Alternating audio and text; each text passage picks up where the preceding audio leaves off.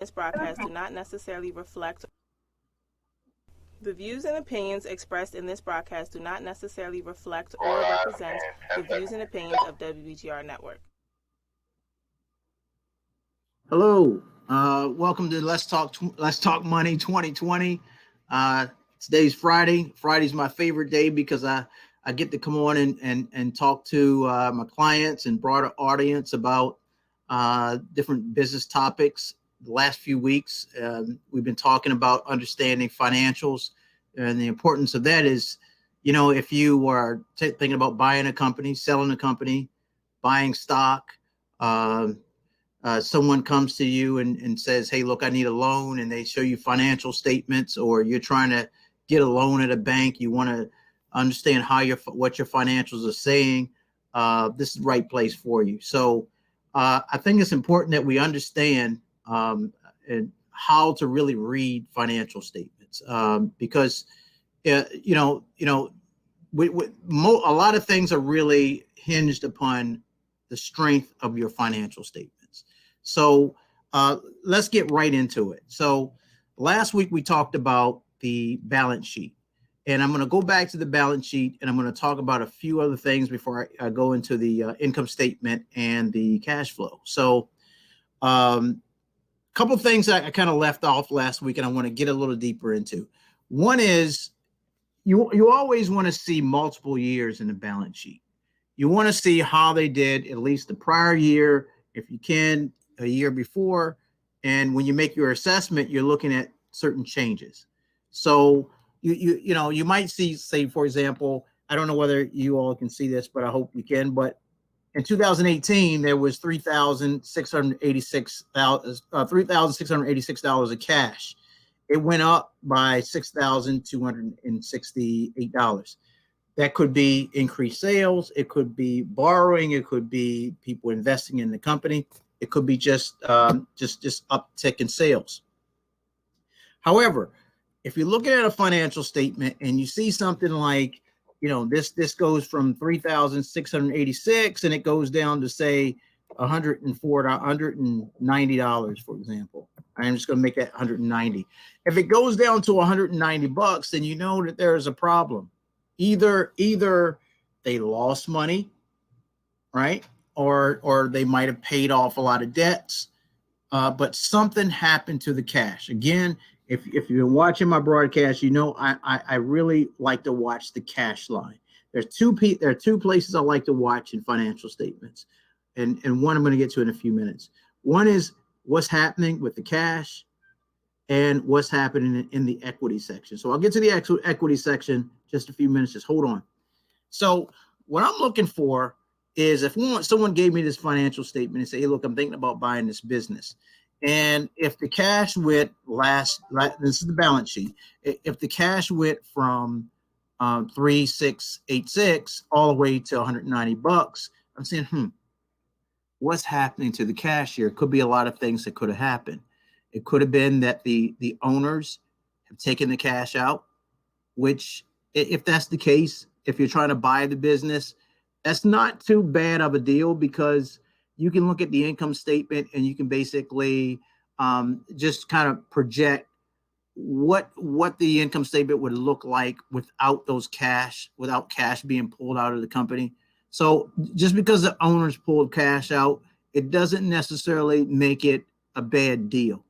Now, if you are a very cash intensive business and they pull out all the cash and there's nothing left for you to have in the business, and that is a problem. But there might be a number of reasons why a owner would pull out his cash out of the business. One is the owner might have started the business with just himself, and he devoted everything he had to this business, and he put a bunch of cash in it, and now he wants to get his cash out. That doesn't necessarily kill the deal. What kills the deal is if that business cannot thrive in the future after you buy the business. Now, a part of your negotiating tactics is, whether the cash stays with the business or does the owner intends on taking the cash. But if you're looking at it from an investment standpoint, and if you're saying whether I want to invest in this company or not, this would be a red flag to me. whether just watching the cash go from 3,000, this could have been 3 million, it could have been 3 billion, whatever. But seeing it going down this much, I'm going to start asking certain questions, and I'm going to start looking for certain things.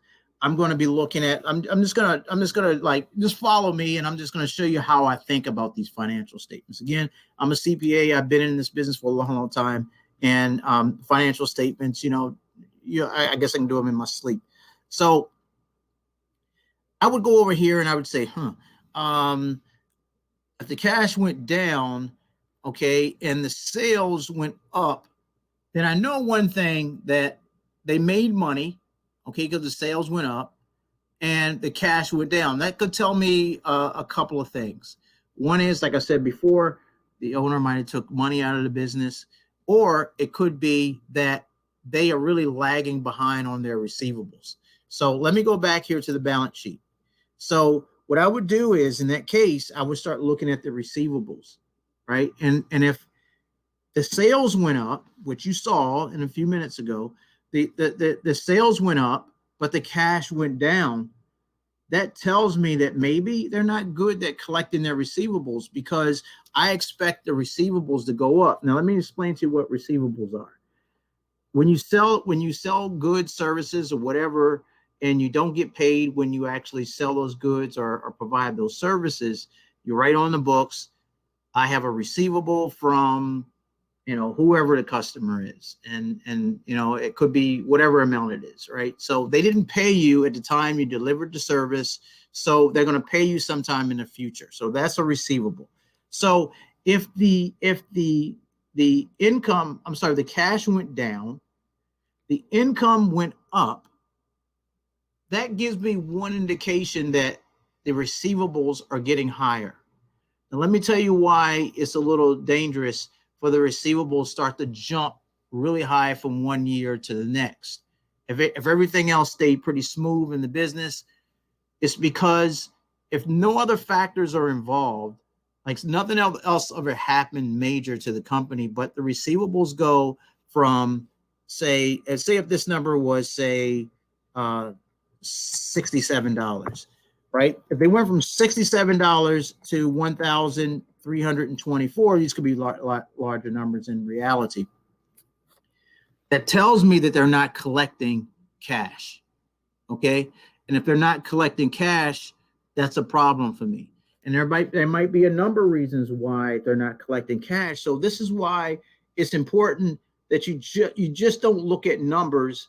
You look at the relationships that cause the numbers. You look at the factors that really cause the numbers. So if the cash goes down, the receivables go up, it could be that maybe people are not satisfied with the product, right? So if you just think about it, if you go buy something on credit and you refuse to pay the person in which you gave them the money, either you're deadbeat because you don't want to pay it, or you were totally dissatisfied with the product. And if you were dissatisfied with the product, you say, well, shoot, there's no use to paying this guy because the product stunk, right? So that's an indication that, hey, look, I might not want to buy this company. Or you might want to say, look, let me try to understand why people are not paying their bills. And you might find that they might not be paying their bills because either the product is bad, or the people are just, the receivables department is just not on the phone, like on a consistent basis, collecting money. Now that could be a problem as well, because if these receivables get larger year after year, and this is why you got to look at multiple years. You want to look at 3 or 4 years and see how the receivable balance is growing or shrinking. So if they go year after year and just shows huge increases in receivables, again, it could be that they're really not doing a good job of collecting those receivables, and it should be a problem for you at that point, or it's an issue for you at that point. But the positive thing about this is it could be a situation where they get larger and larger contracts. So if you get larger and larger contracts, then quite naturally the people that owe you money becomes larger and larger and larger. So just because the receivables get bigger and the cash, well, let's look at it this way. If if you are in a business where your receivables keep going up, that means your sales hopefully your sales keep going up. It doesn't necessarily mean that you're not collecting. Like I said before, you might have larger and larger contracts. Government contracting is one example of that. You might start off small, and then you get that boom. You get that $1 million contract one year. So you might have only collected, say, $300,000 on the contract, and you got $700,000 of receivables. You see, you would have had a big jump in the receivables. And you might not have had a big jump in the cash because that cash is still out there. So you start to ask questions when you see that the receivables are jumping, cash is not moving, and you start to scratch your head and you say, look, I have to find out what the reason for this is. So there are other statements that you can try to find the reason for that. But I'm trying to get you to see that these numbers mean something. And when you see certain numbers, you have to peel underneath the surface. You have to understand why certain things are happening the way that they're happening. One thing is, say, your inventory. So this is one indication of whether sales are really escalating or not. If your sales numbers, let me go over here on the income statement. If your sales numbers are basically staying flat, but your inventory number keeps growing, then that tells you you can almost conclude that people are just not buying your product. You're stacking up inventory because your inventory keeps getting higher and higher, but it's not translating to a increase in sales. So you want to look at that too. So if your inventory is like it explodes, but sales is not actually exploding at the same time, then that's probably a problem. Maybe you ordering, and you're ordering too far in advance of what the market demands. So if that is the case, then what's going to happen is that those receivables are going to get old, right? And if they get old, what is the natural tendency? If you're sitting on receivables that just stay old, the tendency is, okay, I'm sitting down here, I'm sitting in my inventory, I'm walking through the warehouse, and I see a bunch of inventory and I can't move it. Then the natural thing for you to do is now to cut the price, right? But if you cut the price, guess what? Your revenues start to go down, right? Because you're selling the same number of widgets or a little bit more in the number of widgets. However, you're getting less money for it. So if you get less money for it, you might be less profitable. You're really going to have to make up for a huge drop in price by a huge sale in volume. This is why dropping the price is not the best formula for making more money. It's never the good formula for making more money, dropping the price. Because if you get into price wars with people, there's always a guy next to you or down the street or whatever that can always drop his price more, right? But really what drives revenue is services, great services. If you have great services, a great product, then you don't have to worry about your inventories. You don't have to worry about your sales targets. Just have a great product and be great at pushing that product into the market. So if I see, again, my inventory goes from a small amount to a large amount, that means they're not pushing the product. So now, I start to look at other things in the income statement. I'll look at, okay, well, how much did they increase the marketing by? So if I see the inventory growing, inventory stagnant in the warehouse, but I look on the income statement, I'd really drill down on the income statement. I become an investigator almost. And I say, okay, well, let's see whether they're increasing marketing or not, and whether they're decreasing the marketing. Because if they're decreasing the marketing, they're probably not pushing the product, right? They're probably focused on being cost conscious. And if they're focused on being cost conscious, they're not going to actually spend those advertising dollars to move the product from the warehouse to the market, right? And it could be just they got a crappy product, right? I mean, if you got a crappy product, that's going to be seen too. Now, some people are going to bring you statements and they're going to say, oh, we make X amount of sales. our sales are this, our sales are that. Well, okay, you start looking at certain indicators on the balance sheet and you say, okay, well, let me just see. I know your income statement that you're making sales out of this world, but let me go to the balance sheet. Let me go back. And there should be certain things that start to happen if someone tells me that their sales are really booming. Okay. One thing that it should be kind of obvious is if your sales are booming, then you're going to have pretty good, decent cash there, right? And if you don't have good cash, you're going to see the receivables climbing. But again, you don't want to see the receivables climb too much because it's showing you that you're not collecting. I mean, I had to learn this the hard way when I started my business many, many years ago. That is, you can make a lot of sales, right? You can get people to sign a lot of contracts, right? You can perform a lot of contracts.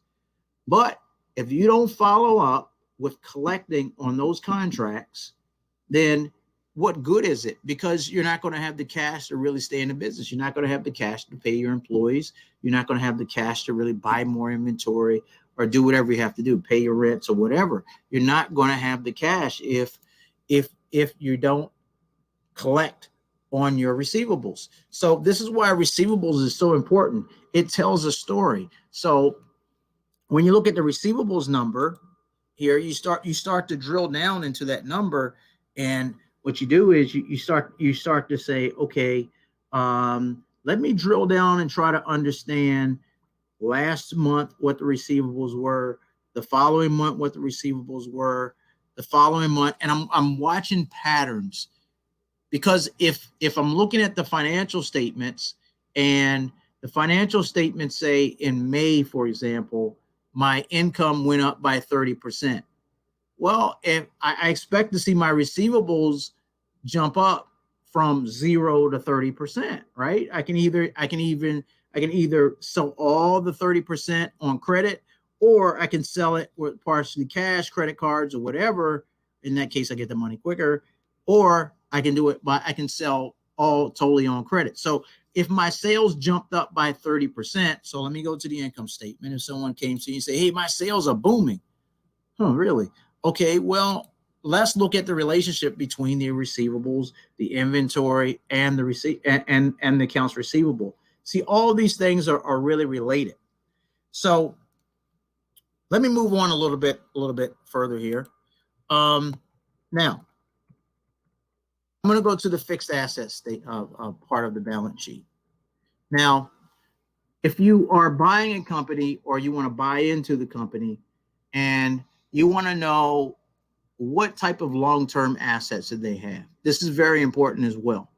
Because if you are buying a company, you want to know, okay, if I have to have a lot of equipment in this company, then you have to look at how old the equipment is. And to do that, you can get a kind of a good look at it. If you look at the income statement, you'll see something like the equipment was, say, $100,000. And if there's an account called accumulated depreciation, this is all the depreciation that you have actually acquired over a period of time. If that number is high and the asset number is high, it means that the asset is almost worn out. So you're going to have to actually replace those assets at some future point of time, right? And it might be soon, it might be a year, it might be 2 years. So when you look at the assets, let me highlight it over here. So when you look at the assets of a company, property, plant, and equipment, you want to know, okay, how much of this is the asset and how much is accumulated depreciation? Again, the accumulated depreciation is the depreciation on that asset, and depreciation really is the wear and tear on that asset. So if I buy a asset for, say, $1,000, for example, and I want to keep the asset for, say, 5 years, I want to predict out that the asset will last me for 5 years. Well, each year, the value or the book basis of that asset is going to decline by 20%. It's 5 years, it's $100,000. So 20% of that asset is going to be basically eaten up every year. So if that accumulated depreciation number is really high compared to the total assets that I have, then I know if I buy this company, I'm going to have to make a major outlay in equipment purchases.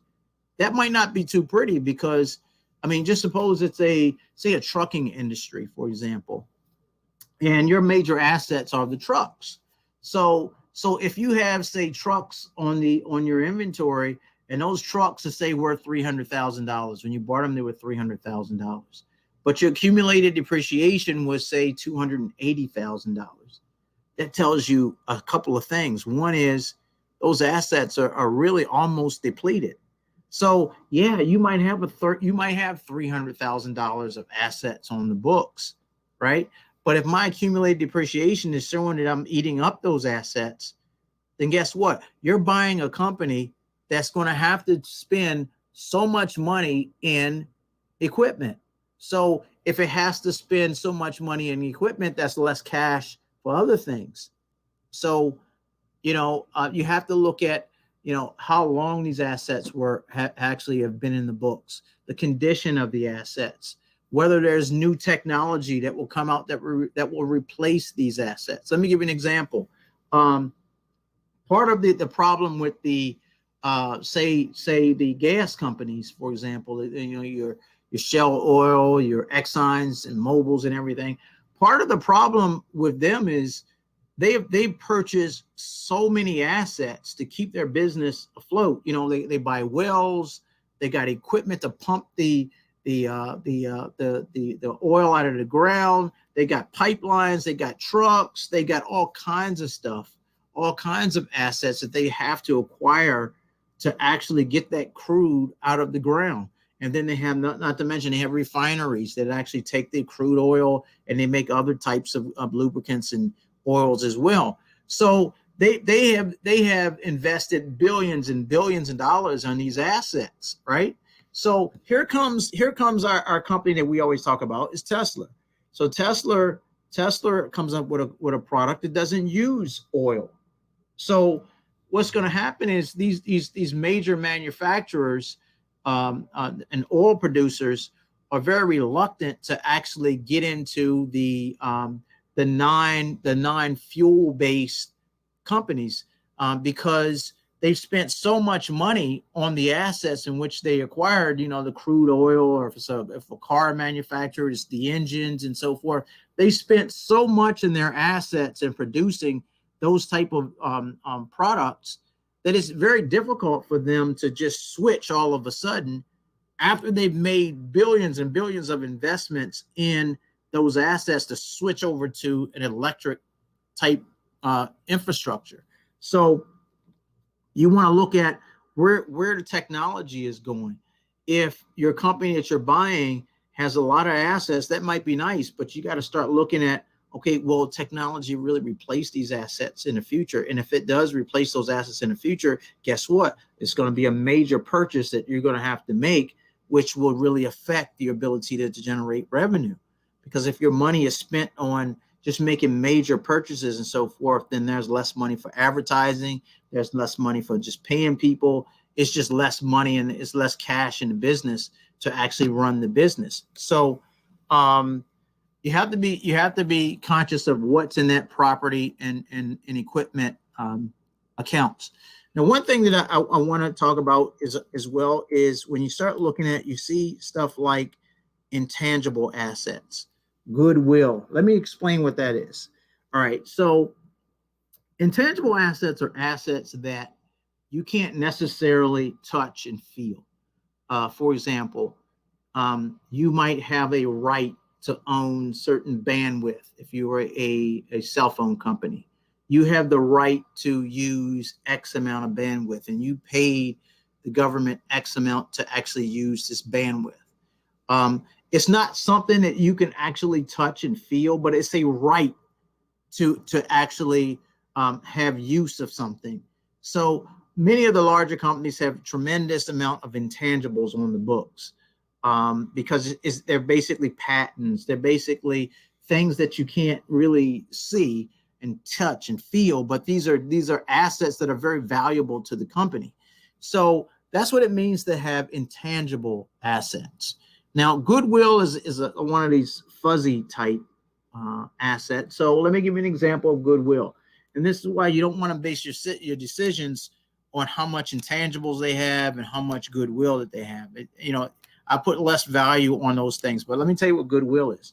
So if you go out there and you say you buy a company, for example, and the company has a great reputation in the industry. So what you do is if the company's assets were worth, say 100 million, right? And you had to sell the company for 120 million. The 20 million is the goodwill. It's the know-how. It's the expertise of the people in the company. It's very fuzzy. It's not anything that you can really just break out and say, "Hey, look, I'm going to sell some goodwill." You can't really do that. It's just the intangibles that go with the company. Let me give you an example. For example, let's just take the Dallas Cowboys, for example. I'm not a big fan of them, but a lot of their value is based on goodwill because they have equipment, they have players and all that kind of stuff. But just that name recognition adds on to the value of the business. So you couldn't really sell goodwill on its own. So you can't you're going to say, "Hey, I'm going to sell $50 million of goodwill of the Dallas Cowboys." You can't do that. The goodwill is basically an intangible. It's a fuzzy feeling, a fuzzy thing that goes along with the company. So it's just extra value. It's the best way to put it on the company. So I don't put a lot of value when I look at financial statements on goodwill, right? The only way I look at, whether goodwill is important is if I have the person I'm buying the company, I would buy the company for, or my client is going to buy the company for. If the owners of that company or the management of that company is very important to that company, and they're going to place a value on that management, which would stay there in that company, that's goodwill. It just gives you certain indication of how sophisticated the owners are, how sophisticated management is, right? But other than that, I don't place a lot of goodwill. I don't want to place a lot of value on that goodwill, and not many people do. It's just one of the things you have to report in your financial statements. So what I'm going to do is we're going to take a break, and I'm going to come back, and everybody knows what liabilities are. Everybody's got liabilities. I'm going to take a break, and I'm going to go into the equity section of the balance sheet. The equity section is, like I said before, that's the second most important piece of the balance sheet. So I'm going to explain to you what the equity section is, and I'm going to show you how important that section is. So hold tight. We'll go to break, and we'll be right back. Hi, I'm Troy Emery. Here at TD Emery & Associates, we offer a wide variety of business tax services for small and large companies, including corporations and partnerships, nonprofits, and real estate taxation. Also, we offer audits, compilations, and reviews. Let our knowledgeable staff at TD Emery & Associates help you optimize your tax benefits today. Dependable, accurate, trustworthy. TD Emery & Associates. Dependable, accurate, trustworthy. TD Emery & Associates. What is this? The IRS? We know that your tax preparation requires more than just the basics. Hi, I'm Troy Emery, and I've spent my entire professional career helping taxpayers in a variety of tax issues. Let us show you how to confront and solve tax issues with every viable option under the law. Call the tax team at TD Emery & Associates now. Okay, we're back. As promised, we're going to talk about the equity section. So just to rehash on your balance sheet, you're going to have the assets, right? Those are the things that are going to give you future economic value, right? These are very valuable things, the assets. And then you're going to have something against the assets, which is called liabilities. So what you do is you take the assets minus your liabilities, and that gives you what's left over of the company, basically. That's your share of the ownership of the company, is a simple way to put it. All right. So the reason why equity to me is very important, because if you're looking at financial statements and you're like, man, what is this? You can go to that equity section and it can tell you a whole lot about the company. One is, just to make a long story short, if the equity section shows small numbers compared to the liability section and the asset section, it tells you that two things. One is the company has not been profitable over a number of years because, because one part of the equity section is the retained earnings. Or here it's called accumulated deficit. They call it many, many different things. But what happens is in the equity section, the accumulative total of your net income or net loss is just added up since the beginning of your business, right? And then whatever that is at that particular time, that's the accumulative number of income losses, okay? So just to give you an example, on this income statement, it's a minus 6,083, and this number could have been much, much larger. It could have been in the millions. It could have been in the billions. But I'm just saying, if you look at this equity section, if you look at the accumulated, you see the retained earnings are accumulated deficiency, accumulated surplus. So if it's very positive, then you have a good indication of how the company has done over the years, right? The higher that number is, the more profitable they were year after year after year, right? If it's extremely in the negative, that means two things.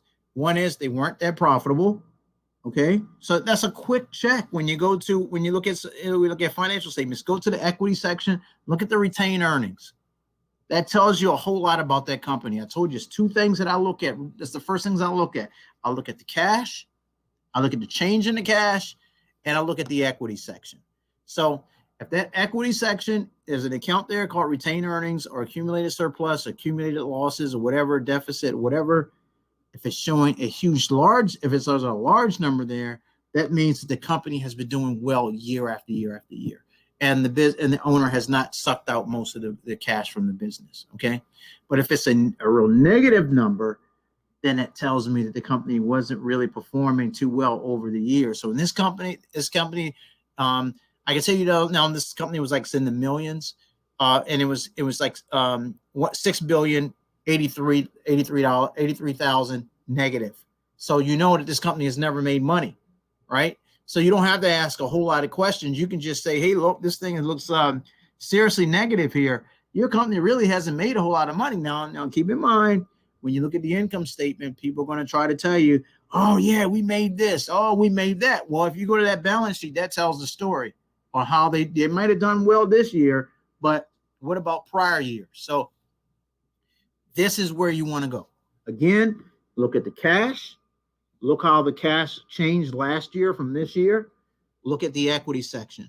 Look at the accumulated income, accumulated deficit, whatever they want to call it. Okay. Now, another part you want to look in here is the paid-in capital, because the common stock section and the additional paid-in capital tells me how much investors have actually put into this company, right? Or it could have been your company. How much that you have, how much skin do you have in the game? So this is important, especially when it comes to lending, because lenders want to see how much money did you invest into the company. So you can go to the capital stock section or the additional paid-in capital section, and you can tell how much the owners have actually invested into the company. And it could be stockholders. It could be, if you're a partnership, it could be how many of the partners have put money into the company. But this is where you want to go look. This is why this section is very powerful, right? It tells you after the liabilities, what's left over in this company. Don't underplay this section. Most people try to just show you income statements and nice, pretty cash on the balance sheet. But look at this equity section and see how strong, see whether they have strong numbers in this equity section. I'm telling you, you cannot go wrong if you look at this section here. So what I want to do is I want to quickly go through the income statement here. and look for certain things. The thing I want to look for on the income statement, and I don't think this one actually does a good job of actually showing you, but when you look at that income statement, there are certain things that stick out at you immediately. You want to look at the payroll, right? Look at the payroll costs and look at the industry that this company is in and see typically how much of a percentage of the revenues goes to payroll, right? Very, very important, because this is going to vary from industry to industry. Let me explain to you why. Just take a security guard company. You got security guards. You bill them out per hour and you pay them per hour, or you might give them a wage. Okay, so in a security company, you don't have a lot of assets. You don't have, you might have cars, but you don't have a lot of computers. You don't have a lot of buildings, and you don't have, elaborate assets. So in a security company, your payroll is going to be your highest expense, right? Because you can't even function if you're in a manned security situation without those individuals being on the sites. So you might even see that the payroll might represent 60, 70, 80% of the revenues, right?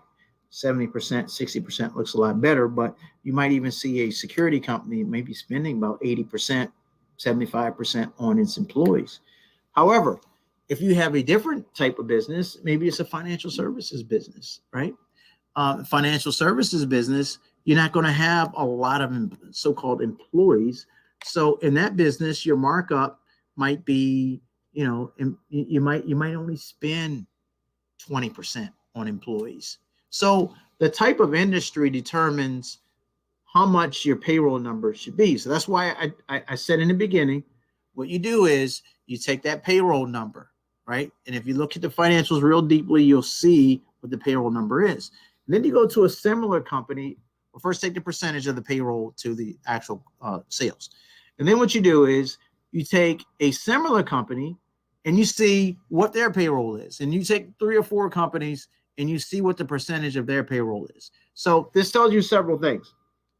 If your payroll percentage, if it's your company or the company you're trying to buy, if it's real high, then you're overpaying. This company is overpaying its employees if it's higher than the standard, right? So this is why you want to look at other companies and see how they're performing in certain areas. So if that's the case, then the deal might not be a bad deal to buy if you can come in and cut the payroll costs down. The issue may be the payroll costs are too high, or they might have situations where people have long-term relationships, or I've seen this, especially small businesses, where this business might have relatives working in the business and not really doing much. So the payroll costs are going to be much higher than they actually should be. So that's why you want to get that industry standard, and you're going to have to do some homework. You're going to have to look at other companies and see what they're paying out on their payroll and compare that number to the number that you're seeing on the financials. So if just suppose that the industry or the business that you're looking at, the payroll is 75%, right? But you look at the industry standard and the payroll might be 40%. It's going to tell you one thing, that somebody's being overpaid in this business or some other issue is going on. So, like I said before, numbers don't lie. Numbers do not lie. So that's one of the things that I look at. I look at, how much is the payroll on this business compared to other businesses? And if it's a very, very payroll intensive organization, then I'm going to look for ways to say, okay, well, maybe if we cut the payroll cost by X amount, then our profitability goes up. So those are the things that I really start to look for. And I'm looking on the income statement for things that just look strange, right? If they have too much in housing costs, for example, interest costs. Okay, well, the interest rates may be too high. It might be a situation we can come in and we can actually lower the interest rate, right? It could be that the accumulated depreciation is too high. It could be they've over purchased assets and the appreciation every year is really high. So we're looking at certain relationships.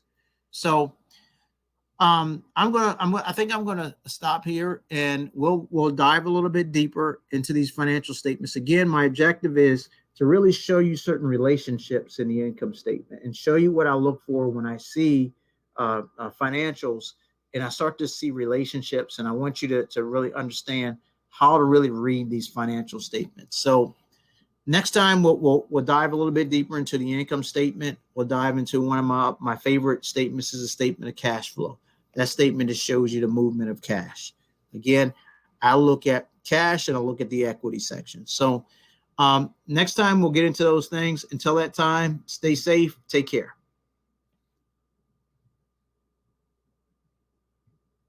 Dependable, accurate, trustworthy. TD Emery and Associates. What is this? The IRS? We know that your tax preparation requires more than just the basics. Hi, I'm Troy Emery, and I've spent my entire professional career helping taxpayers in a variety of tax issues. Let us show you how to confront and solve tax issues with every viable option under the law. Call the tax team at TD Emery and Associates now.